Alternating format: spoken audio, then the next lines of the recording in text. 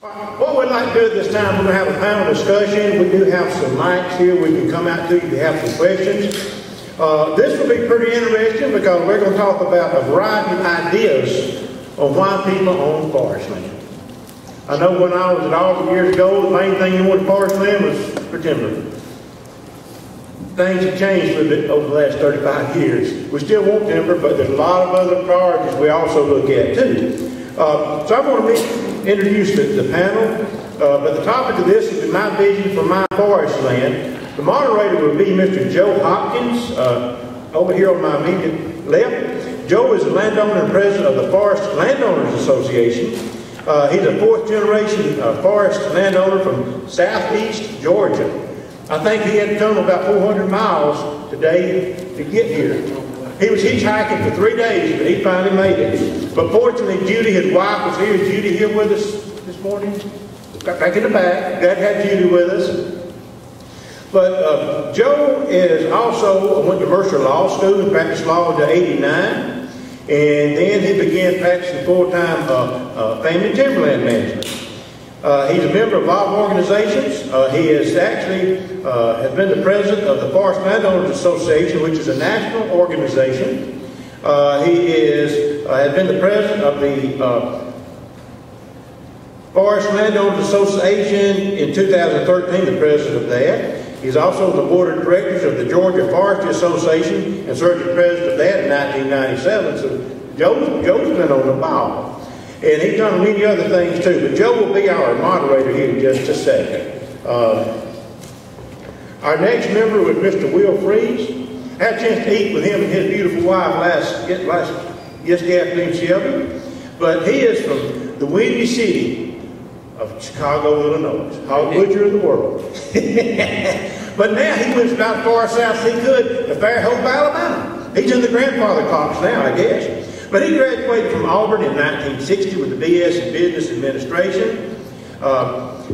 Will is the president of W.A. Freise and Sons Timber and Land Company, and he's proud to have accumulated 1,200 acres of timberland, and they're all in the designation of tree farmer, stewardship forest, and FSC certified. So he and his wife Shelby, are you in here? Good, right back here in the back. Look like the Auburn outfit. I sort of like that. For 32 years, they have 3 children and 10 grandchildren, and they live in Powder Springs, Georgia, which is not far from the new Braves baseball stadium, I understand, coming up pretty soon.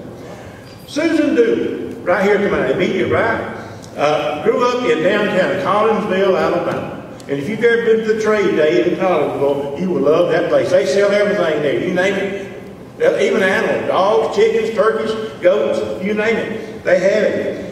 And fine furniture, everything, they do it all. But Susan is quite unique too. She inherited land from great-grandparents, grandparents, and parents, so some of us can really relate to that. She is a graduate of Auburn University School of Agriculture and Food Science and has a master's degree from the University of Georgia in Nutritional Sciences. She is also employed by Bud's Best Cookies in Birmingham, and they're one of our sponsors. We appreciate that, Susan. She is also currently serving as vice president of the AFOA, so we're going to be really saluting her in about another year or so. So we're glad to have you with us, Susan. Michael Dixon, on our right. Michael grew up in downtown Eufaula, Alabama, in Barber County, where they had the Barber Management Wildlife Refuge and Eufaula State Park. He's a 5th generation Alabamian. And his great-great-grandfather, James Monroe Dixon, purchased the family's first land holding in Dale County.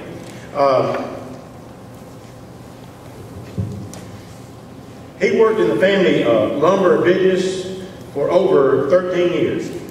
And in 2003, he pursued his own business, and that includes timber, land, and property management. And he's also a certified burn manager. And he's married to Dr. C.C. Dixon. Is C.C. here? She is not. Thank you very much.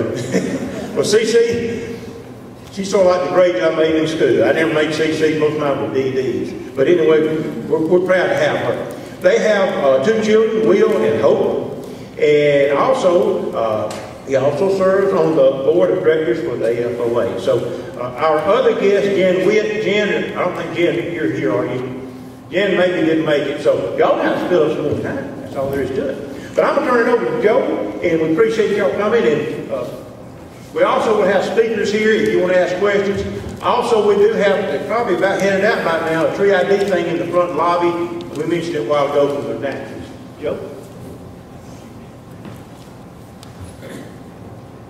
You can obviously see that the memo did not make it to Southeast Georgia about wearing a coat up here, so I'm the one without the coat. I may also be the newest member to this organization there is. I joined about 6 or 8 weeks ago now. I can't remember exactly when it was, Lee.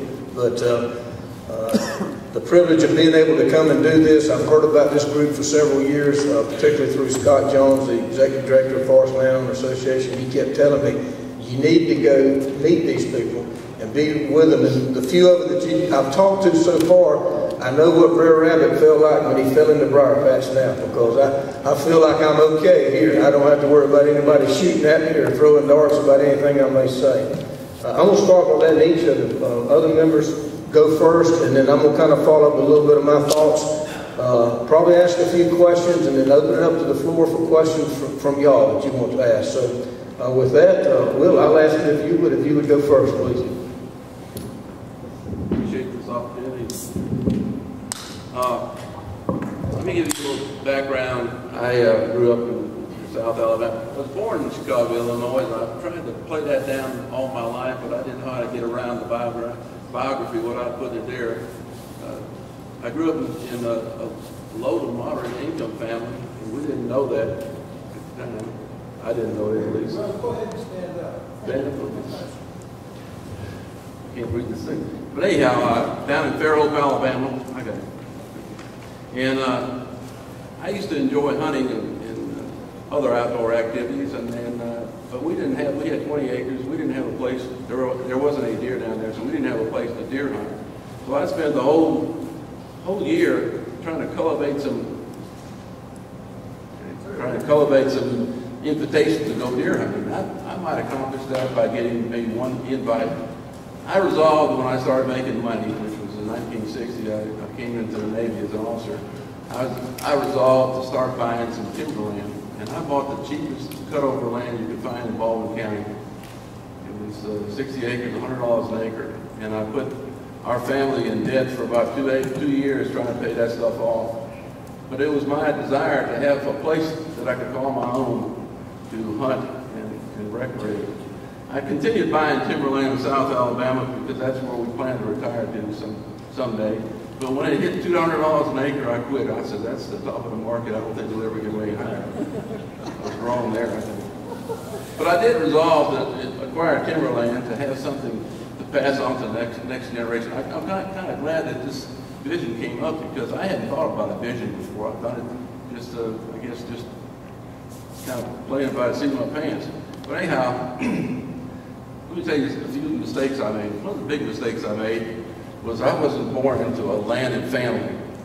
And that's where you really need to be born. If you have a choice and help your kids, try to get them to be born into a family that has timberland. Because I could have taken off and managed that land and had a ball. So I had to buy all the stuff we had. I started, like I said, I stopped buying and I got to $200 an acre. In 1969, I've got a file cabinet that's got a bunch of little stuff, and I think I started before that. But in 1969, I had to record what my goals for the next 15 years were going to be. And one goal was to obtain 1,000 acres of timberland. Another goal was to get a farm, about 200 acres. And I really wanted to go all out and have $5,000 in IRAs.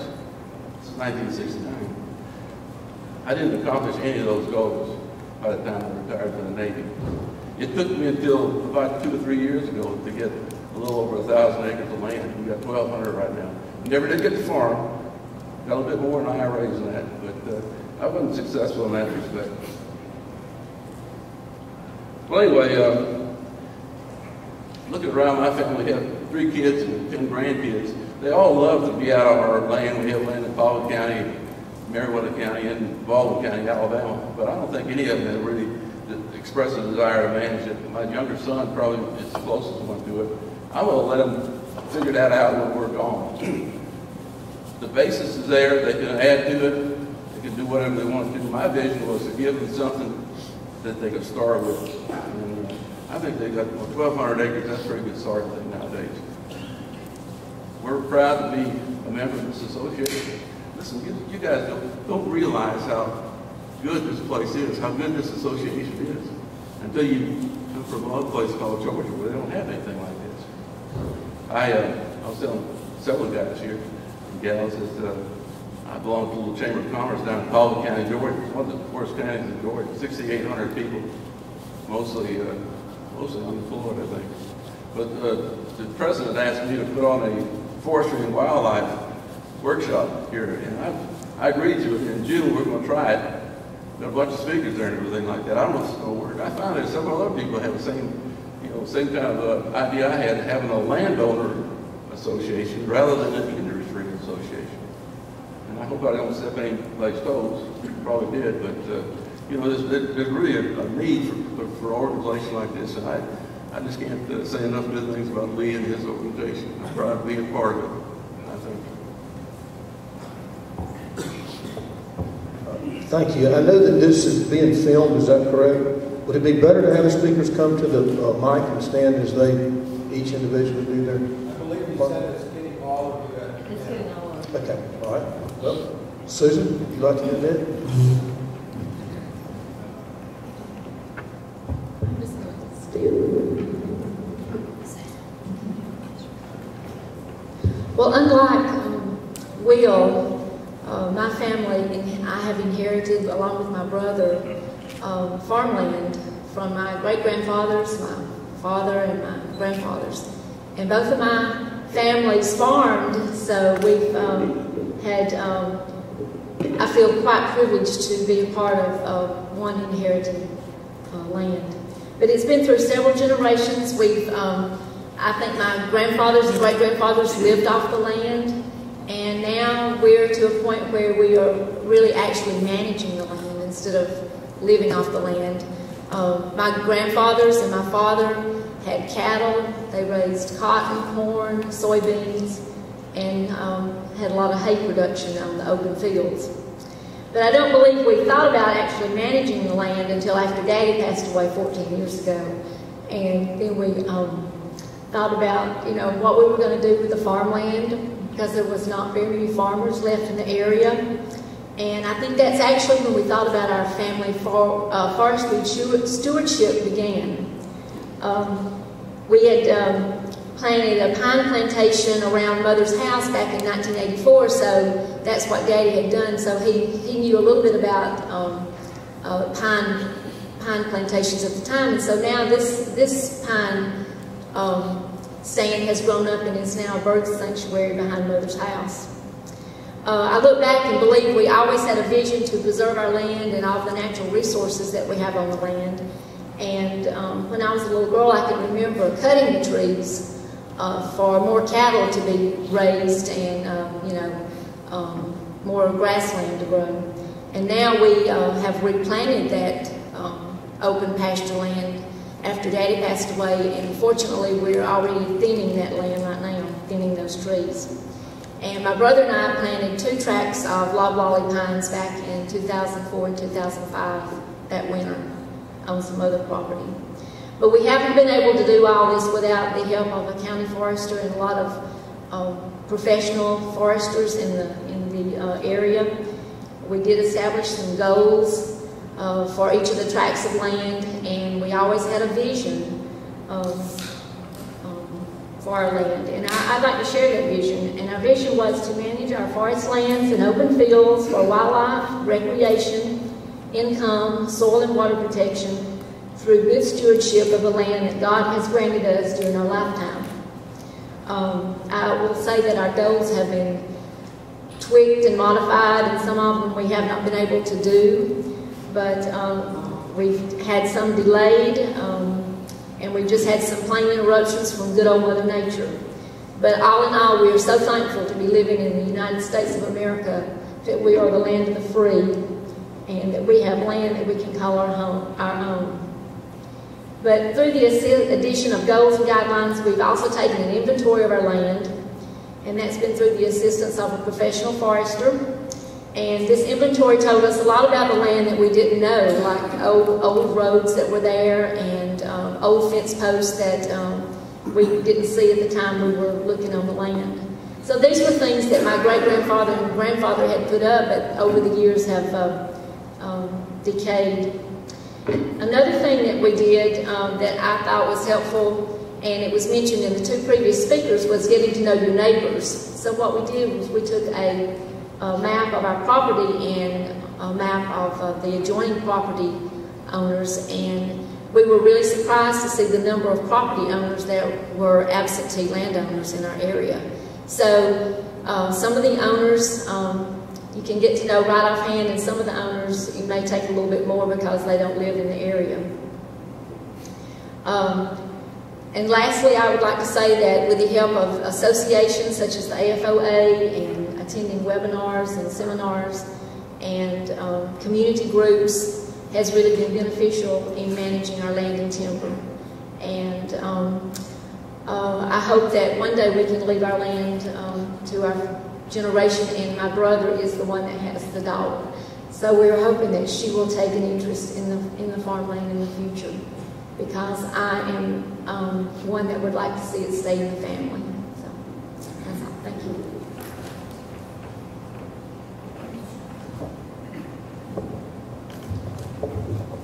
Thank you, Susan. Mike, if you'll go next.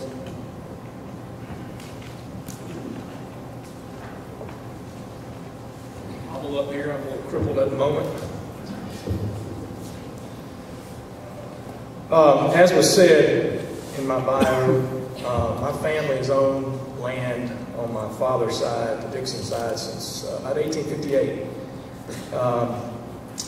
And on my mother's side, the Powell family, we've owned our land about that same time. So there's land on both sides that I've grown up with the privilege of being able to use and share in. My grandfather was mainly a timber guy. He grew up on a farm back in Dale County where you could be land wealthy and cash poor. They never considered themselves very wealthy, I assure you. And they continued to add a little to the family farm holdings over time. But my grandfather was one of the youngest in his family, or the youngest in his family. There wasn't any room around the table, so to speak, at the farm when it came time for him to stake his claim. And so he wound up going with the next oldest brother and leaving the farm and venturing out in the 20s and starting a lumber company, which was almost unheard of during that time because it started right before the Depression in 1928. They were quite successful and added to the land holdings over the years, and eventually wound up buying the family farm from their brothers and sisters. And that is one reason that the original land holdings remained in our family. Same was sort of true on my mom's side. My grandfather wound up buying most of the farmland on his side of the family. But rather than staying pine trees, it was mostly agriculture, row crop. He was a peanut farmer and cotton farmer. So I grew up, although I didn't know my father's father, he died when I was a 1-year-old. I grew up with that legacy and that understanding of where my roots came from. He left behind a lumber company that his 2 sons shared in, and I always knew that at some point, being the only male offspring in my family, I had 4 sisters, that I would probably wound up sexism, notwithstanding here, but I was the one that really wanted to be in a lumber company, and I always thought that was something I would do. My sisters didn't think too highly of that, but being the oldest child, I did that. I went into the business, started working at age 13 when my friends were swimming and at the country club and doing great stuff, and I was having to sort nuts and bolts in the warehouse. And then the following years, I would work in the woods and worked my way up until the mill, and I thought my dad was a real jerk. You know, I thought, you know, so-and-so's out there on the lake skiing, and so-and-so's at the country club playing golf, and why in the heck am I having to work, Dad? And he said, well, you're not so-and-so, and you're having to work because one day you'll want a car, and you're going to be expected to pay for part of it. So for a long time, I thought he was a real jerk. But anyway, I sucked it up and worked in the mill, and vowed I would never work for that mill once I got out of Eufaula, Alabama, and went to college and got a real degree, and learned that there was more to the world than that world. But needless to say, I did graduate from college and worked every summer there in the mill. And by the time I did finish with a political science degree, which has nothing to do with being in the sawmill business, or any business for that matter, I came home and started working in the mill. And took various jobs on. I won't belabor that point, but 13 years later, through a division in our family, I decided to pursue a different avenue and went into the rental business. At that point, I didn't own any land in my own right.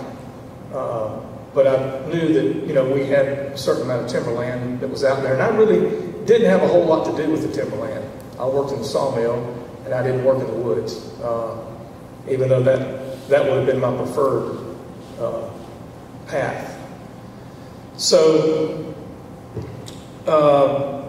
going in the rental business and working in the rental business for a few years, my dad's forester, who had been actively managing our half of the land, decided to pursue a job on his own and go into business for himself.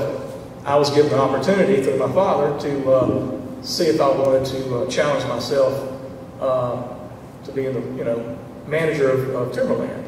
And by that time, my rental business had afforded me to buy a couple of small tracts, so I was actively managing my land, and I felt like I could jump in there and tackle the bigger parcels that belonged to my sisters and my dad.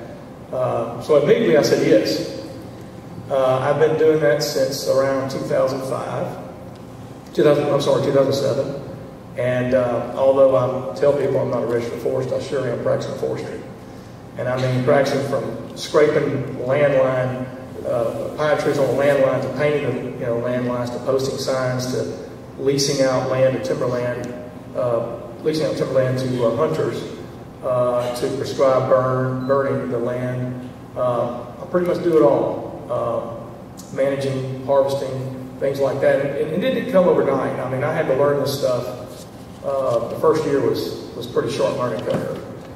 And I say all this not to boast on what I've accomplished, but to tell each of you, I didn't know a whole lot when I got involved in land management in 2007. And I think I can argue a pretty good argument with some registered foresters, because I've thrown myself into it, and I've read everything I can read, get my hands on. I've gone to forestry field days all over the state and parts of Georgia, really just trying to gain knowledge. And I encourage, if I can do it with a political science degree, you can do it. Get out there. I don't care if you have 10 acres or 10,000 acres. Get out there and learn your land, learn your boundary lines, protect your boundary lines by keeping them current. Get along with your neighbors. Learn the different species of pine trees, whether it be a loblolly or longleaf, and why the site index is better for that longleaf than the loblolly. There's just so much out there. Learn what kind of species of wildlife you have on your property. I love quail, and we don't shoot quail. We don't shoot wild quail. We manage for it. Just the sheer beauty of it, because I know they're disappearing. Burning helps encourage quail populations, turkey populations, deer. A lot of people grew up thinking, including my father, thinking that burning was evil. Well, I've always liked to play with fire, and I get to do it now legally. So it's a good tool for your land. I mean, these things, these tools that we use to promote our land and the growth and the longevity of our land are something that each landowner needs to know. It's not good enough just to own land and be an absentee landlord. You really need to know what you're doing, even if you have a forester. You need to know what he's doing so you can check, or you can check behind them. It's very important. And we do need to be active. And I'll tell you, the most important thing that we need to be is we need to promote that to our children. I have a 13-year-old son and an 11-year-old daughter. My 13-year-old son knows that this summer he will go to work for the first time in our business, part-time, but he's going to go to work and he's going to start out painting landlines. And he's going to think I'm a real jerk. In fact, he already thinks I am. But hopefully, he'll live long enough, and I'll live long enough, that will come back around like it's come back around for me, and that he'll tell me one day, Dad, I really appreciate what you did for me. It made me into a man, made me into a strong person, an independent person, and teach him the life lessons that working hard and working your own land teaches you. And there's nothing greater than being free and independent. And that's what owning timberland or farmland does for me. And I hope it does the same for you. I would encourage you to do that in a very strong way. I can't think of any worse thing that could happen than I would let down my great-great-grandfathers and let their legacy vanish. I've joined organizations like the Alabama Forestry Association, the AFOA, which I'm currently a board member. I've joined the Tree Farm Association. I've been to Washington to talk to our senators, our congressmen. And I will say that Senator Sessions was the only one that met with us. The rest of them were too busy. We did that through the American Tree Farm. I'm a grass tops leader there. I'm trying to get involved as much as I can, and I encourage each one of you to get involved. They need to hear from us. We are the grassroots of this country, and they need to hear from us. And we need to uplift and encourage our leaders, our Alabama delegation, and I would say most of them are for us. But they can't do it. They can't do it alone, and they certainly can't do it without our voices. And I'm sure Senator Sessions and the others get tired of lobbyists. But we are their constituents. So when we lobby them, it's coming from their constituents, not some paid spokesperson. So I think it rings more true when we talk to them. And I know it does. That's what my political science degree tells me. But I won't belabor this. I'm available for questions. I think we all are. But I appreciate the time. And again, I would just encourage you to bring your children out to your farm and start to pass that legacy on, because that's what built this country. Thank you.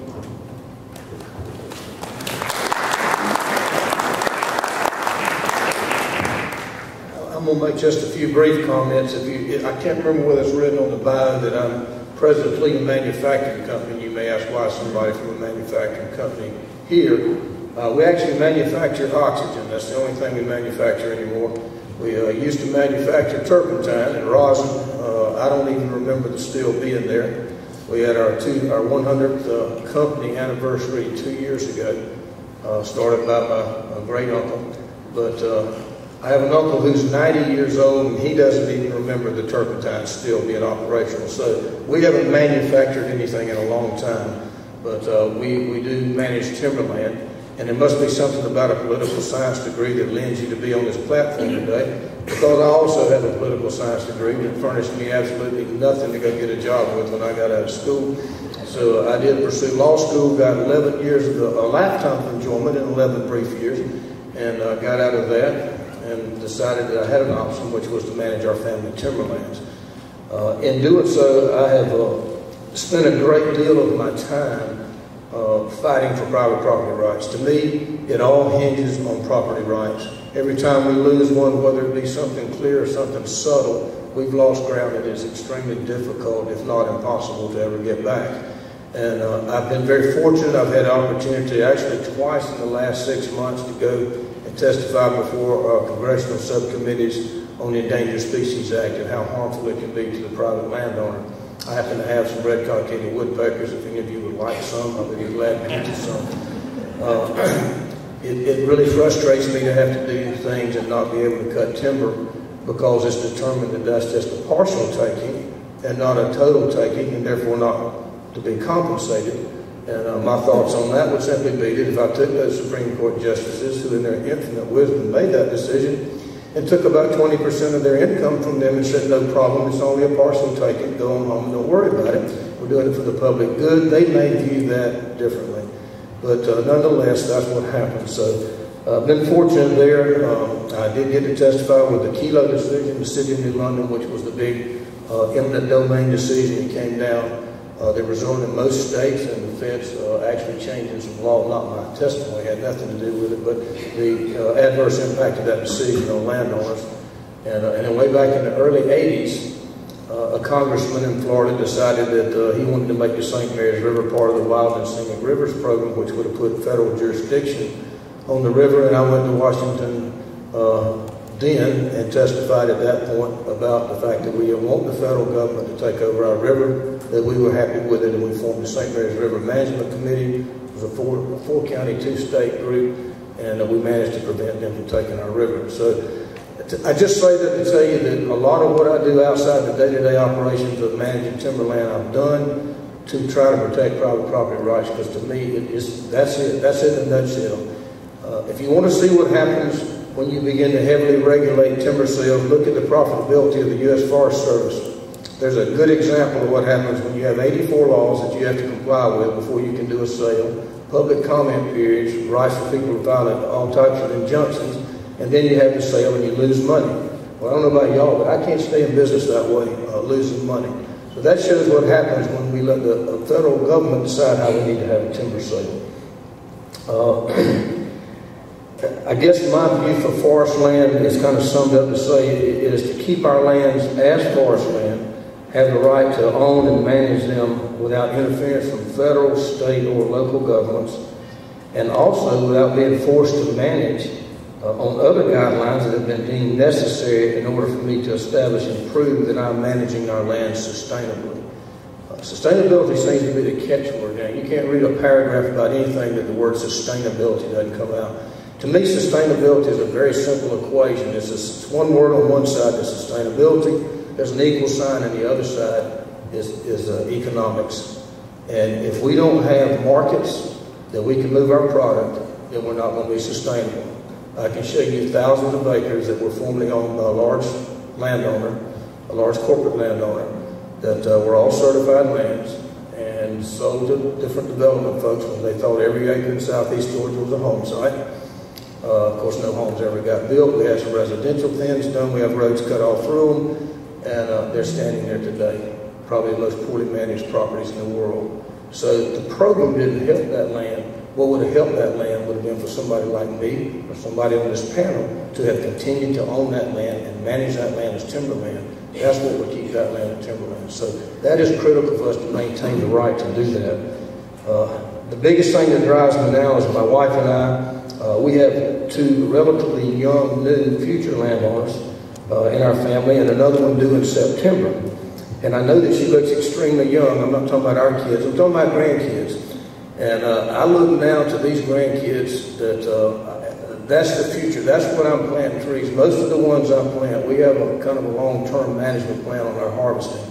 I'm not going to see them cut, and I realize that, but they will. And so I'm planting them so one day they can cut them and maybe send their kids to school. And that is what really drives me to keep going.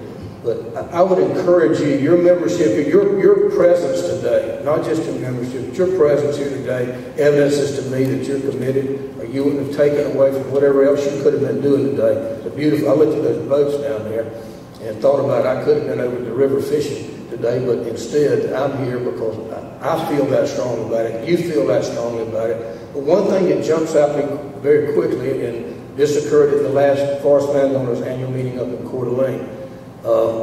We try to have one out west every now and then, but we haven't mostly in the southeast. We maybe like 10 out west because it's even further out there than it is from my home to here. So we don't try to have them out there real often. But one of the young members came up to me and said, "Look around and tell me what you think the average age of this group is."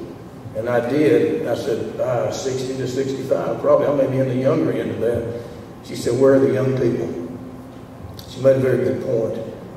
And you don't have to look around this room, and I'm not chastising anybody, but you look around this room and you go, where are the young people? We're our next generation. We're the torchbearers. You know, we're the ones that got to carry it. We've got some youth up here, but some of us are getting a little age on us. I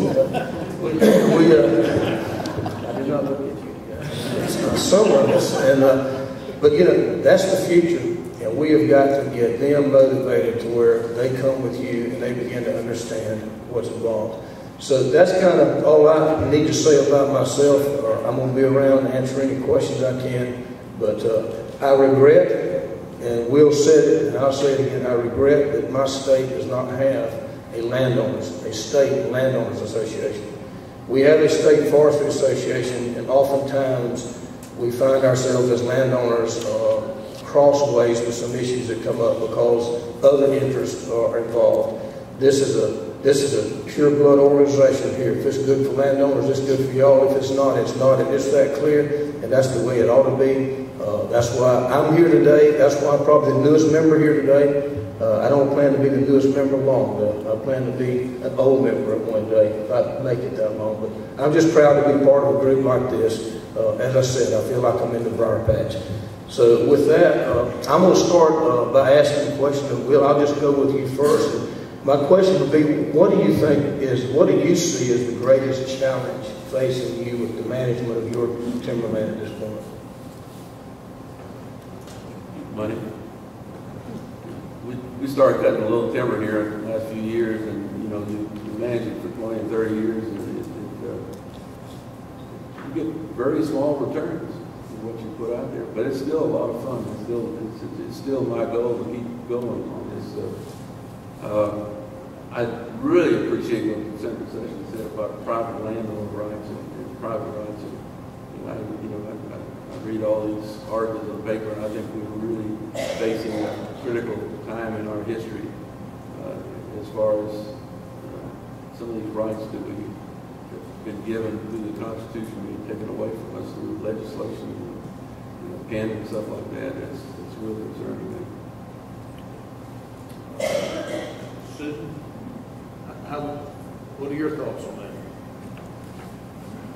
Well, I would like to agree with Will and also emphasize the fact that government intrusion or governmental regulations on how we take care of our farmland are concerns of mine, and I know are concerns of yours too. Also, an increase in return on our investment in our timberland, and some of the new legislations that appear to be coming out about the income taxes and how we manage our expenses is a factor that concerns me, because we'll be thinning our trees in the future. So looking for the IRS not to be such an intrusive agency into our income tax preparations.